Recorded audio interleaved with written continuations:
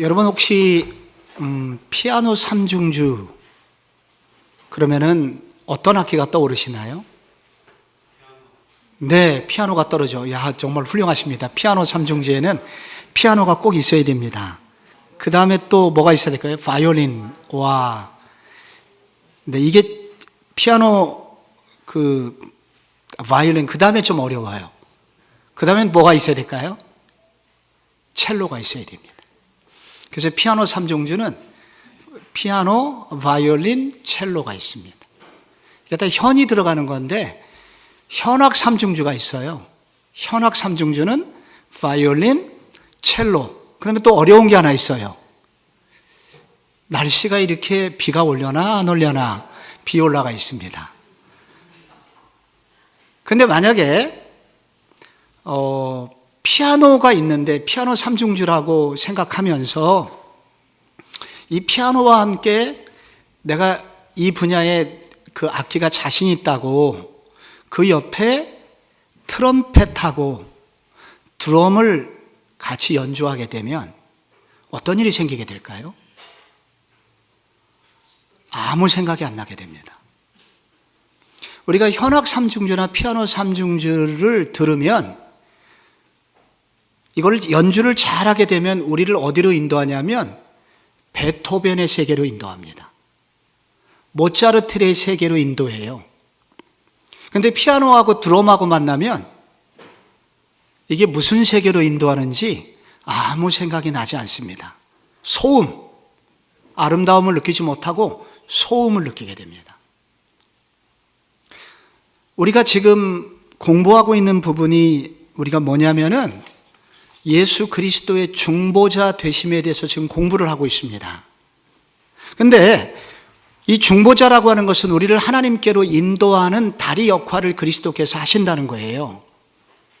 우리를 하나님께로 인도를 해야 되는데 그리스도의 이름만 부르면 우리가 하나님께로 가는 것인가? 그럴까요? 아닐까요? 그렇지 않습니다. 이단들도 그리스도의 이름을 부릅니다. 하나님의 이름을 불러요. 그런데 이단들이 그리스도의 이름을 부르는데도 불구하고 그들은 하나님에게 가지는 못합니다. 엉뚱한 데로 가 있어요. 왜 그렇습니까? 그들이 그리스도의 이름을 부를 때 그리스도 그분이 성경에서 말하는 그리스도가 아닌 이름뿐인 그리스도이기 때문입니다. 그래서 우리가 예수 그리스도 그분의 이름을 부르는 게 중요한 게 아니라 우리가 그 예수 그리스도 이름을 부를 때 그분이 누구신지를 알고 불러야 우리의 신앙 고백은 바른 신앙 고백이 되며 우리의 신앙이 우리가 성경에서 나오는 그 하나님 앞으로 우리가 갈 수 있다는 것입니다.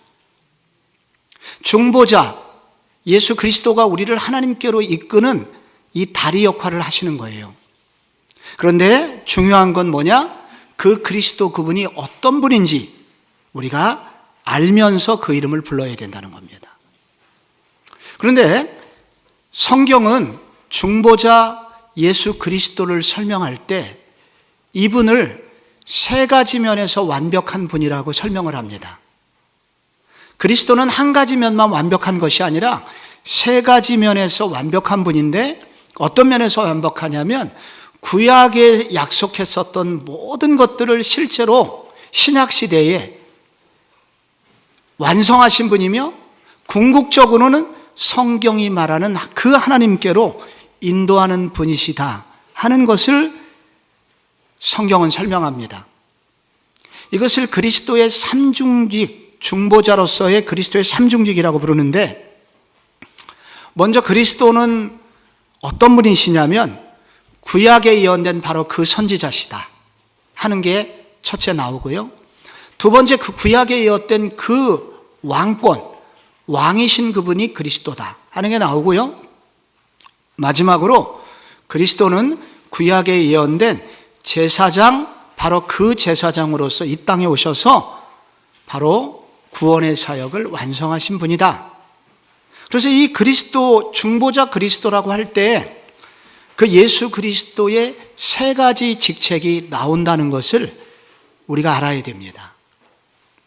그리스도는 누구냐면 구약에 예언되었던 앞으로 오실 진짜 선지자, 그분이 바로 그리스도다 하는 것을 우리가 먼저 알아야 합니다.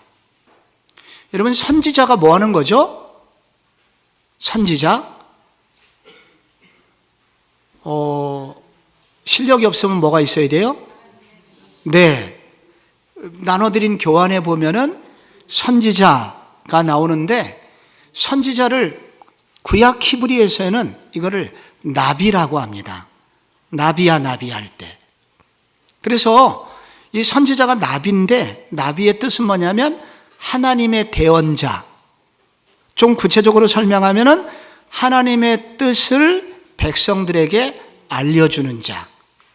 즉, 이런 거를 가장 잘 하시는 분들을 선생님이라고 합니다. 그래서 이것은 바로 구약의 선생님인데, 하나님 그분이 누구시고 하나님 그분이 어떤 뜻을 가지고 계신지를 알려주는 사람, 하나님의 대언자. 하나님의 뜻을 모르고 하나님의 우리를 향하신 계획을 모르면 우리가 엉뚱한 길을 가게 됩니다. 길을 잘못 가르쳐주면 어떻게 돼요? 목적지에 도달할 수가 없습니다. 만약에 이 선지자가 잘못되면은 천국에 갈 수가 없습니다. 하나님께로 갈 수가 없습니다. 그래서 예수 그리스도 그분이 참 선지자이어야만 합니다. 잘못된 선지자면 우리가 천국에 갈 수가 없어요. 하나님께로 갈 수 없어요.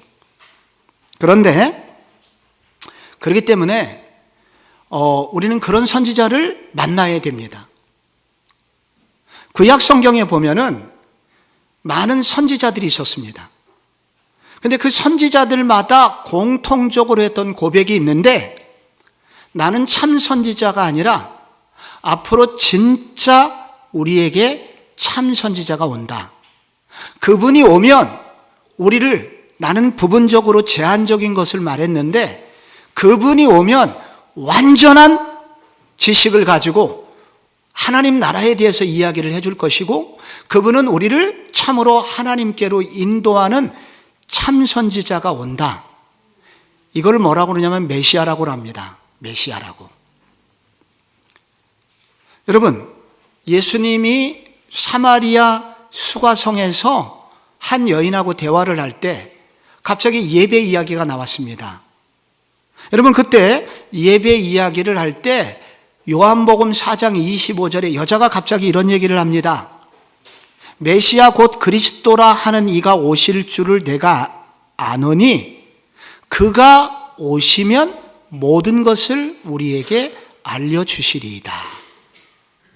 메시아가 오실 줄을 이전에 구약 성경에 말했는데, 그 메시아가 오시면 모든 것을 우리에게 알려준다고 그랬습니다.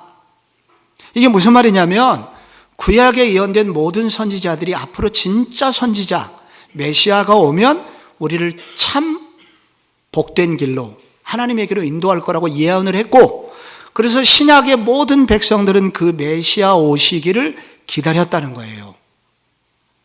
여러분, 구약에 많은 메시아가 앞으로 올 거고, 그가 오면 우리가 그 완전성, 그분의 완전함 때문에 우리를 하나님께로 온전히 인도할 것이라는 많은 예언들이 기록이 되어 있습니다.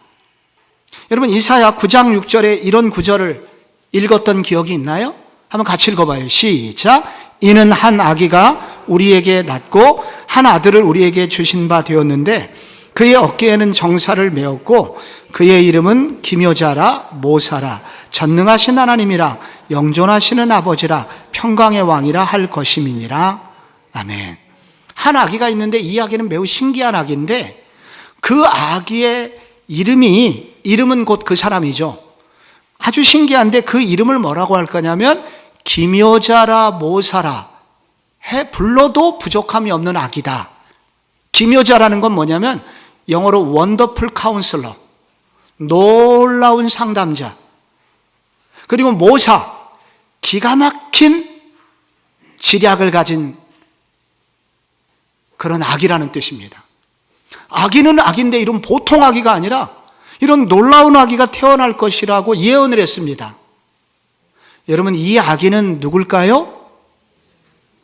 네, 성탄절 때 그래서 이 구절이 많이 설명이 됩니다.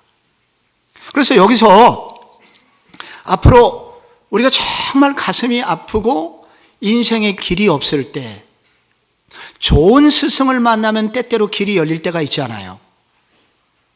그러나 인간적 스승은 많은 한계를 가지고 있습니다. 그런데 우리에게 이와 같이 완벽한 원더풀 카운셀러, 놀랍게 우리의 마음을 치유하며 우리의 어둠을 깨뜨리고 밝은 빛으로 인도해 주실 기묘자가 앞으로 올 것이다. 선지자를 말하는 거예요. 이 선지자는 근데 아기의 몸을 가지고 이 땅에 온다고 그랬어요. 과연 이분은 누굴까? 오랫동안 비밀에 쌓여 있었습니다. 오늘 우리가 이 모든 사실을 다 알기 전에 적어도 700년 동안은 이게 베일에 가려져 있었습니다. 앞으로 참으로 원더풀 카운sel러, 그분이 오실 때인데 그는 누구일까? 그렇게 관심이 있었습니다. 또 구약에 어떤 구절이 있냐면 이사야 55장 4절에 보면 보라, 내가 그를 만민에게 증인으로 세웠고 만민의 인도자와 명령자로 삼았느니, 우리를 참 인도자로, 우리를 하나님께로 정확하게 인도하실 한 분이 태어날 것을 예언하셨습니다. 이게 과연 누굴까? 또한 예레미야 32장 19절에 보면 주는 책략이 크시며 하시는 일에 능하시며 제갈공명, 놀라운 책략가입니다. 히스기야 시절에 18만 5천 명의 아수르 군대가 유다를 에워쌌습니다. 고민이 된 히스기야는 여러분, 이 바벨론으로부터, 아수르로부터 온 편지를 이제 이사야에게 보냅니다. 우리를 위해서 기도해달라고.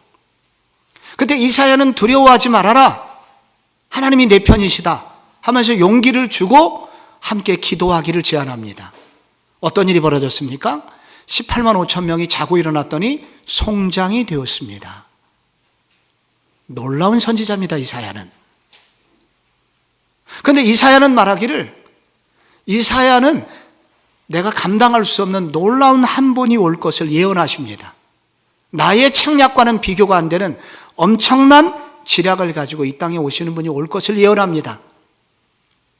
그 같은 얘기를 예레미야 선지자가 지금 쓰고 있는 것입니다. 놀라운 책략가가 온다는 거예요. 그분은 누구실까요? 여러분이 오늘 정말로 마음이 아프시다면 우리는 원더풀 카운sel러, 기묘자가 필요한 분들입니다. 길이 없어서 내가 어떤 결정을 하는 게 좋을까 고민이 되시는 분들에게는 모사가 필요합니다. 내가 어디로 가야 되는지 모를 때 인도자가 필요합니다. 이게 다 선지자가 하는 일이에요. 구약의 많은 백성들이 이 선지자를 기다린 거예요. 이런 분이 올 거라고 예언이 되어 있었기 때문에. 그런데 놀랍게 신약의 몇몇 기자들이 바로 그 선지자가 우리에게 오셨다고 설명을 합니다. 먼저 누가복음에 따르면은 예수님이 맨 먼저 첫 설교를 했던 적이 있습니다. 첫 번째 설교. 그 첫 번째 설교를 보면은 누가복음 4장 18절인데 거기 뭐라고 나옵니까? 주의 성령이 내게 임하셨으니 이는 가난한 자에게 복음을 전하게 하시려고 내게 기름을 부으시고 나를 보내사 포로된 자에게 자유를, 눈먼 자에게 다시 보게 함을 전파하며 눌린 자를 자유롭게 하고. 여러분, 정말로 마음이 너무 아파서 너무 힘든 일을 만나서 길이 없다고 생각하는 그 가운데 기묘자가 오실 거라고 예언을 했는데 예수님 오셔서 뭐라고 그래요? 포로된 자에게 자유를, 눈먼 자에게 다시 보게 하고 눌린 자를 자유케 하는, 하나님이 나를 이렇게 보내서 내가 여기 왔노라고 예수님 말씀하시는 거예요. 이 말이 무슨 말이에요? 예수 그분은 누구시다? 구약이 예언한 바로 그 기묘자요, 바로 그 모사라는 얘기입니다. 바로 그 선지자라는 얘기예요. 여러분, 히브리서 1장 1절 보세요. 옛적의 선지자들을 통하여 여러 부분과 여러 모양으로 우리 조상들에게 말씀하신 하나님이 이 모든 날 마지막에는 누구를 통하여? 아들을 통하여 우리에게 말씀하셨다.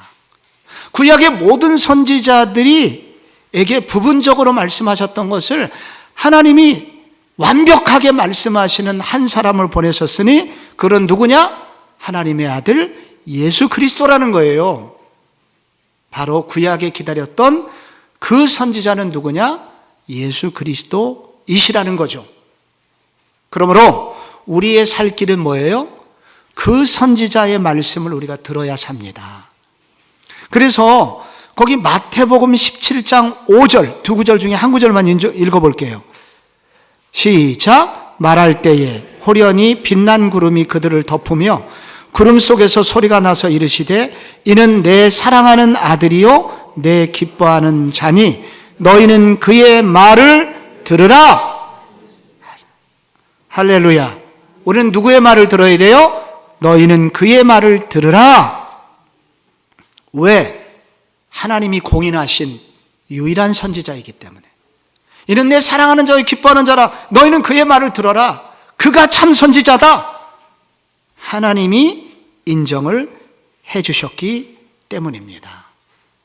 그는 얼마나, 제가 늘 말씀드리는 대로 제가 우리 순장님들한테 이렇게 말합니다. 순장님들, 누군가를 가르치려면 교사하고 학생의 수준 차이가 나야 되는데 몇 배 정도 지식을 가지면 교사가 아이들을 가르칠 수 있는 줄 아십니까?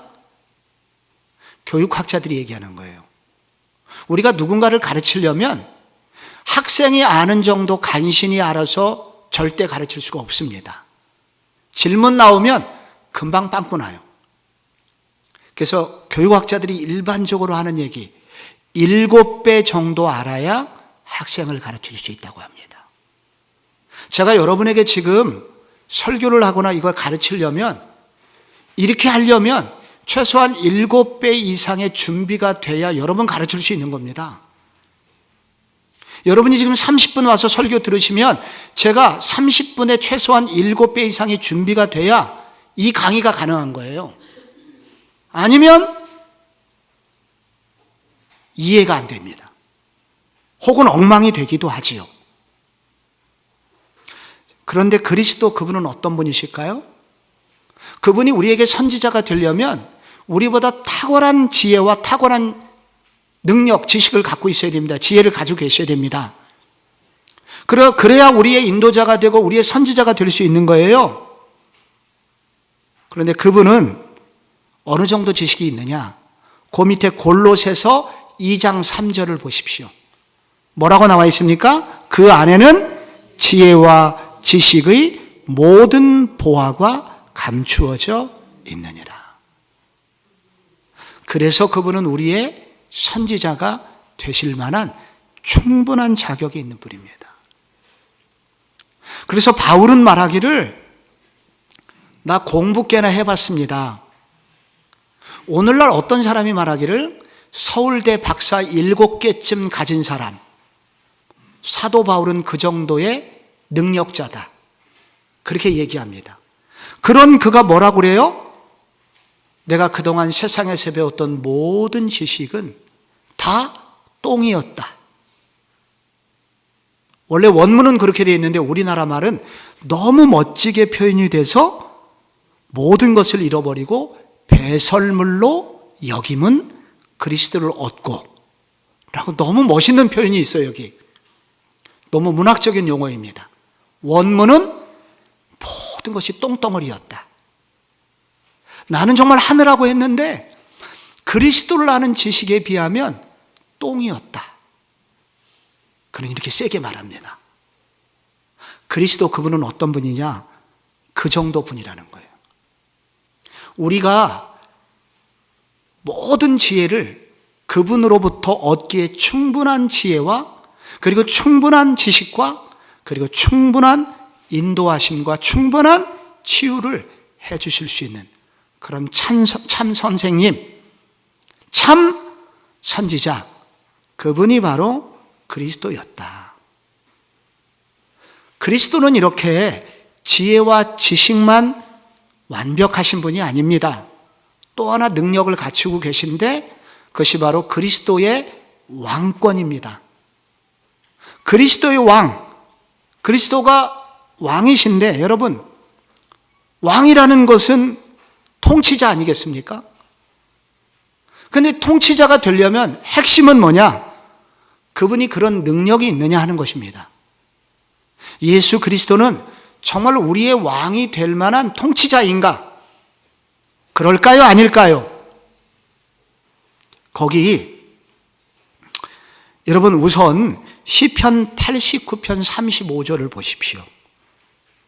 여기서 우리가 복음성가를 자주 불렀던 그 복음성과 그러니까 여기서 나온 것 같은데 어떤 복음성가가 이 구절을 통해서 나왔을지 시편 89편 35절 저 한 절 여러분 한 절 읽어봐요.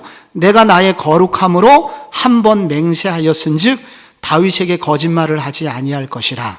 그의 후손이 장구하고 그의 왕위는 해같이 내 앞에 항상 있으며 37절 또 궁창의 확실한 증인 달같이 영원히 견고하게 되리라 하셨도다.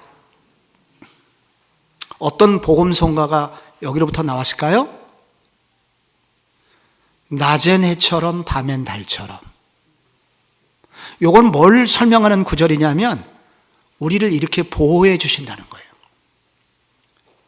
보호자 되시며, 그래서 가로 안에 보호자 되심에 대한 약속이에요.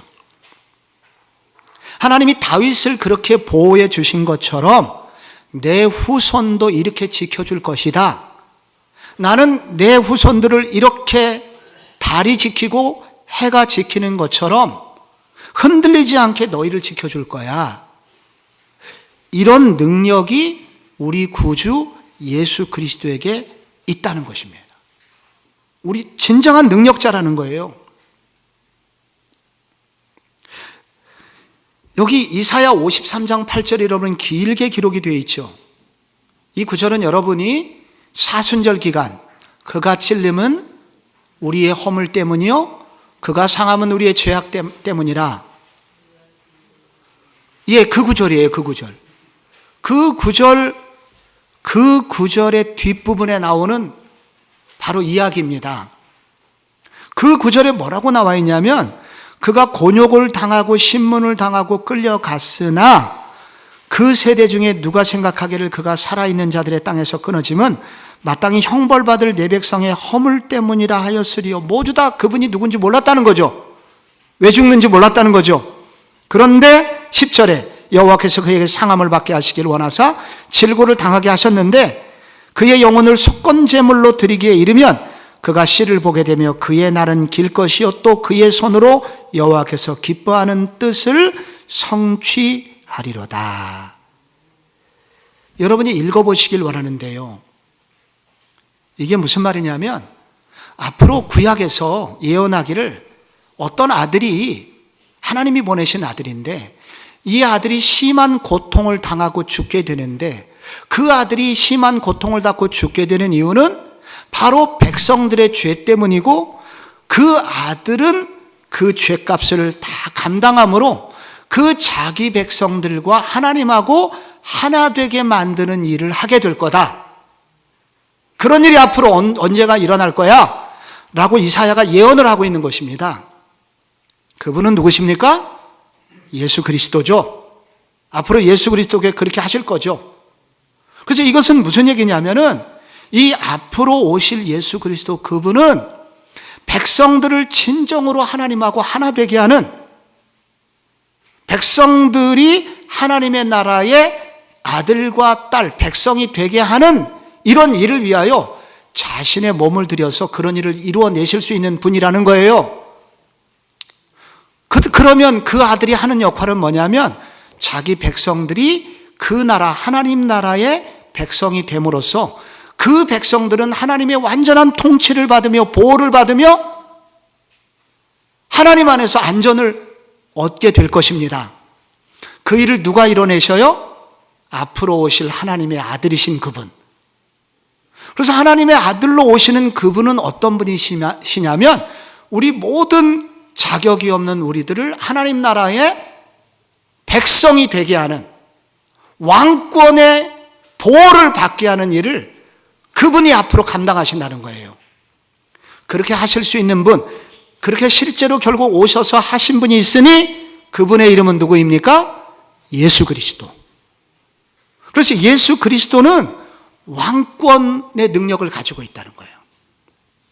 우리 모두를 하나님 나라의 백성이 되게 할 수 있는 능력자, 그분이 누구시냐?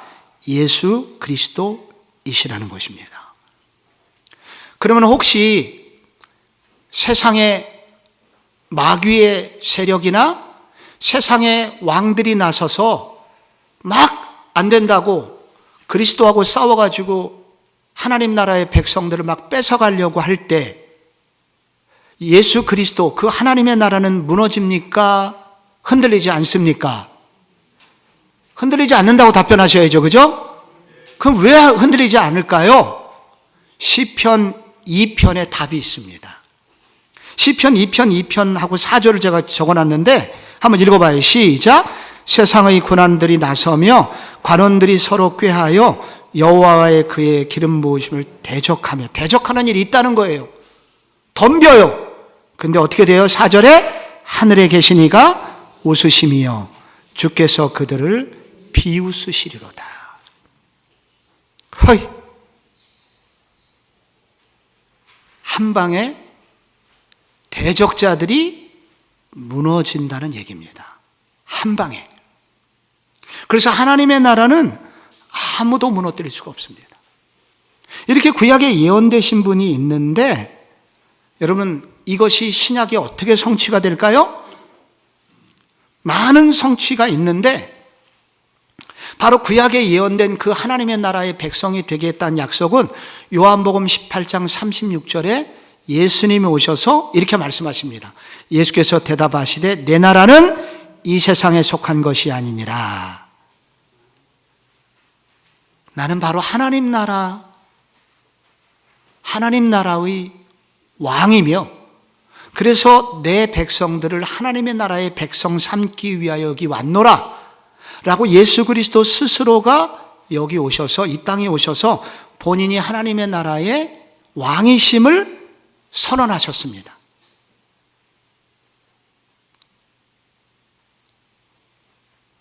그리고 실제로 여러분 마가복음 10장 30절 보세요. 현세에 있어 집과 형제와 자매와 어머니와 자식과 전토를 100배나 받되 박해를 겸하여 받고 내세에 영생을 받지 못할 자가 없느니라. 예수님께서 가져오시는 나라는 자기 백성들이 이 땅에서 잠깐 고생을 하는 것 같지만 반드시 그리스도가 해주시는 일은 뭐냐면 영원한 하나님의 나라를 반드시 상속받게 될 것을 약속해 주십니다. 우리 모두를 결국 하나님 나라의 백성 되게 만드시고야 만다는 것입니다. 어떻게 그렇게 하시냐면 이분에게는 특별한 도움을 하늘로부터 받은 것이 있는데 성령의 능력입니다. 거기 이사야 11장 2절에도 나오는데 그의 위에, 앞으로 오실 예수 그리스도 위에 여호와의 영, 곧 지혜와 총명의 영이요 모략과 재능의 영이요 지식과 여호와를 경외하는 영이 강림하시리니, 바로 성령님이 그 위에서 함께 하시기 때문에 반드시 이 지혜로운 왕, 능력이 많으신 바로 하나님의 은혜를 덧입으신 예수 그리스도는 궁극적으로 자기도 승리하시고 자기 백성들 즉 교회도 승리하게 하시는 왕이시다 하는 것을 선포합니다. 그러므로 우리의 자세는 왕이신 그리스도를 생각할 때 우리가 할 일은 뭐냐? 시편 2편 9절의 결론이에요. 거기 한번 읽어봐요. 시작.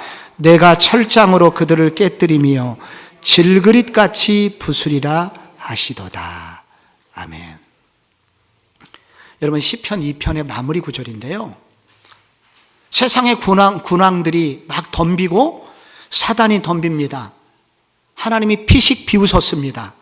그리고 마지막에 왜 비웃었냐면 바로 하나님의 아들이신 메시아가 철장을 가졌는데 그 철장으로 어떻게 합니까? 이 나라를 치시는데 이 나라는 뭐와 같으냐? 질그릇 같다는 거예요. 여러분 여기 질그릇이 있습니다. 보입니까? 예. 여기 철장에 있습니다. 막강한 철장으로 이게 넘어지죠.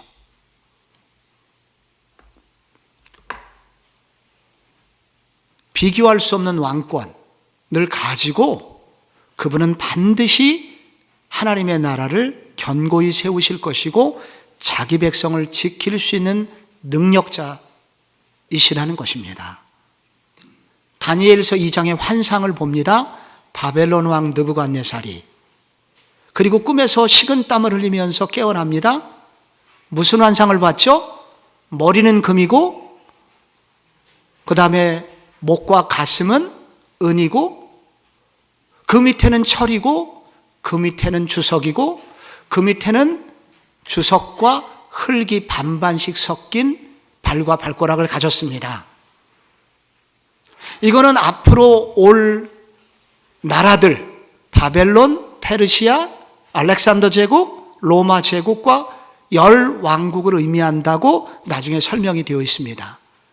그런데 그 환상의 가장 중요한 부분은 뭐냐면 돌 하나가 아마도 큰 돌인데 그 돌이 하늘에 있었습니다.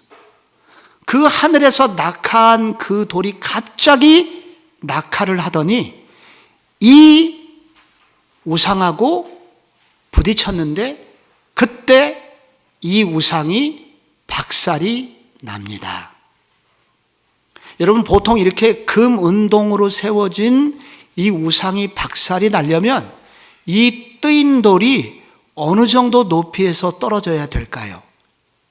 하늘 끝에서 무시무시한 속도로 내려와서 가속도를 붙여가지고 이 우상하고 부딪혔는데 이렇게 금은동으로 만든 우상이 가루가 된다고 합니다. 그래서 느부갓네살 왕이 식은땀을 흘리면서 깨어나게 됐죠. 이 뜨인 돌의 정체는 무엇일까요? 뜨인 돌. 이 돌은 누구를 말해요? 앞으로 오실 메시아. 그래서 베드로 사도는 이 돌의 이름을 뭐라고 그러냐면은 산돌이신 예수 그리스도라고 표현합니다. 이것은 무엇을 말하냐면 우리가 믿고 있는 예수 그리스도 그분이 얼마나 강력한 능력을 가지고 있는지를 말하는 겁니다. 그분은 말로만 왕이 되신 분이 아니라 강력한 능력과 이 세상 나라가 결코 범접할 수 없는 강력한 능력을 가지고 자기 백성을 보호하시고 하나님 나라를 세우신다는 것입니다.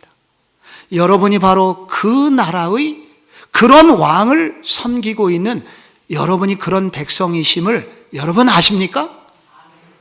여러분이 그런 왕이신 그분이 여러분의 왕이심을 여러분은 믿습니까? 성경이 그렇게 약속을 하고 있다는 거예요. 근데 마지막으로 한 가지 더 있습니다. 이분은 참 선지자이고 진정한 능력을 가진 왕권을 가지셨지만 마지막으로 또 하나의 능력을 가지고 계신데 바로 그리스도의 완전한 제사장으로서의 역할입니다. 제사장의 능력을 가지고 있어요. 제사장은 말 그대로 다리를 놓는 사람들이라는 뜻입니다. 이 제사장은 원래 화해자라는 뜻입니다. 그런데 하나님하고 우리 사이에 화해가 결코 될 수 없는 문제가 하나 있었죠. 뭐가 있었습니까? 죄. 그런데 죄는 결국 무엇을 유발하냐면 하나님의 진노를 유발했습니다. 그래서 여기서 성경에서 나오는 죄와 진노는 거의 같은 의미예요. 그런데 문제는 뭐냐면 이 죄와 하나님의 진노를 해결할 수 있는 이런 사람은 아무도 없습니다. 방법이 없는 거예요.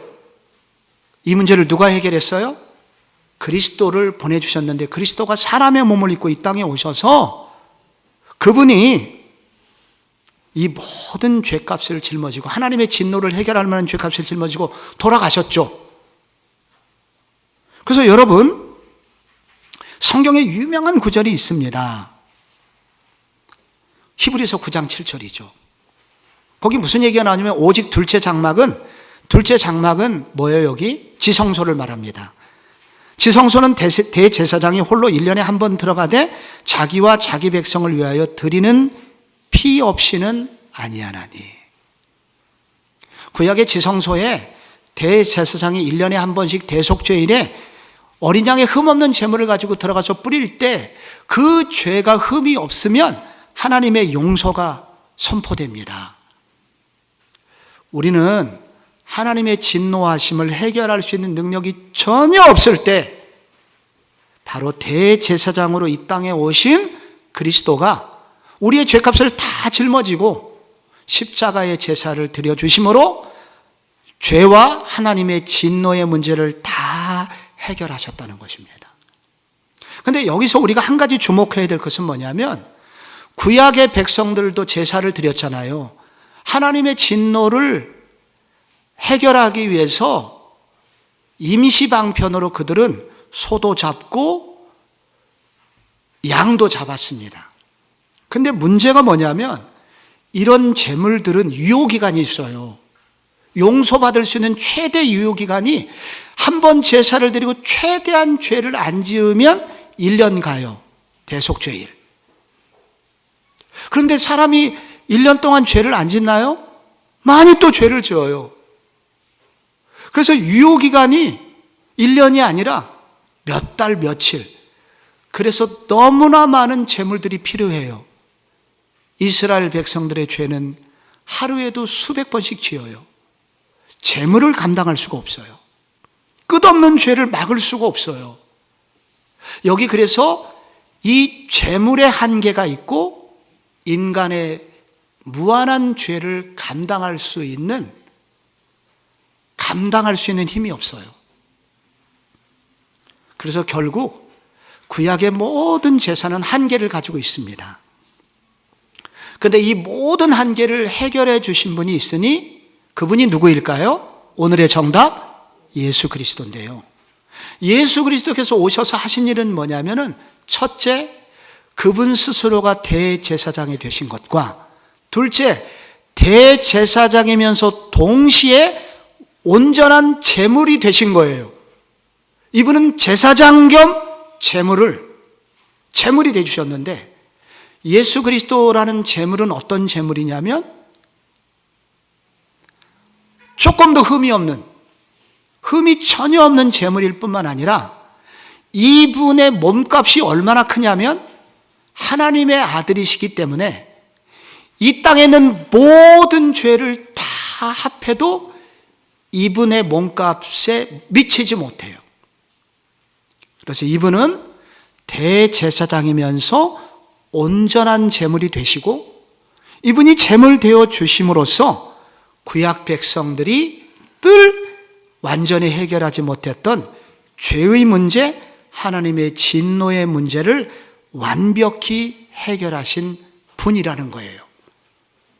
여기에 관련된 구절이 여기 나옵니다. 먼저 이분이 대제사장으로 오셨다는 구절, 거기 시편 110편도 나오고 히브리서 5장 6절도 나오거든요. 둘이 같은 구절이니까 히브리서 5장 6절만 읽어봐요. 시작. 또한 이와 같이 다른 데서 말씀하시되 내가 영원히 멜기세덱의 반차를 따르는 제사장이라 하셨다. 이게 제사장이 차례대로 제사를 집례했거든요. 그런데 예수 그리스도는 멜기세덱, 오래전 영원한 대제사장인 멜기세덱급의 그런 제사장으로 이 땅에 오셨다. 인간이 세운 제사장이 아니었다 하는 거 하나 나오고, 그 다음에 히브리서 7장 16절 읽어봐요. 시작. 그는 육신에 속한 한 계명의 법을 따르지 아니하고 오직 불멸의 생명의 능력을 따라 되었으니, 묵상 많이 해보시고 히브리서 9장 12절 시작. 염소와 송아지의 피로 하지 아니하고 오직 자기의 피로 영원한 속죄를 이루사 단번에 성소에 들어가셨느니라. 단번에, 이거는 뭐냐면은 영어로는 once and for all, 한꺼번에 한 번에 모든 것을 해결하신 분, 단번에 모든 것을 해결하셨다는 거예요. 그러므로 우리의 자세, 히브리서 4장 14절입니다. 우리에게 큰 대제사장이 계시니 그분이 누구예요? 승천하신 이 곧 하나님의 아들 예수시라. 우리가 어떻게 될까요? 믿는 도리를 굳게 잡을지어다. 그러면서 15절에 우리에게 있는 대제사장은 우리의 연약함을 동정하지 못하실 리가 아니요 오직 모든 일에 우리와 똑같이 시험을 받으신 이로되 죄는 없으시니라. 16절 다 같이 그러므로 우리는 긍휼하심을 받고 때를 따라 돕는 은혜를 얻기 위하여 은혜의 보좌 앞에 담대히 나아갈 것이니라. 아멘. 말씀을 마치려고 합니다. 여러분, 브로커를 아십니까? 북한에 있는 내 자식을 빼오기 위해서는 브로커가 필요합니다. 그런데 그 브로커가 참 브로커인지 거짓 브로커인지 알 길이 없어요. 그래서 때로는 돈을 다 떼이기도 하고 혹은 중간에 자식을 데리고 나오다가 죽이는 일이 많이 있습니다. 그런데 신실한 브로커를 만나면 자기가 쓴 돈 그대로 효과가 있어서 북한에 있는 내 아들 밖으로 탈북시킬 수 있는 것을 우리가 지금도 현실로 경험하고 있습니다. 그런데 예수 그리스도 그분은 우리가 믿을 수 있는 브로커일까요? 하나님과 정말 그분은 우리를 정말로 하나님 앞으로 인도하고 그리고 하나님의 큰 은혜를 우리가 받을 수 있도록 우리를 정말로 연결시키는 진짜 브로커일까요? 어떻게 알 수 있습니까? 이단들도 그렇다고 하잖아요. 우리가 믿는 그 그리스도가 진짜 브로커인지 어떻게 알 수 있습니까? 이렇게 물을 때 여러분은 오늘 이 세 가지 이야기를 하셔야 됩니다.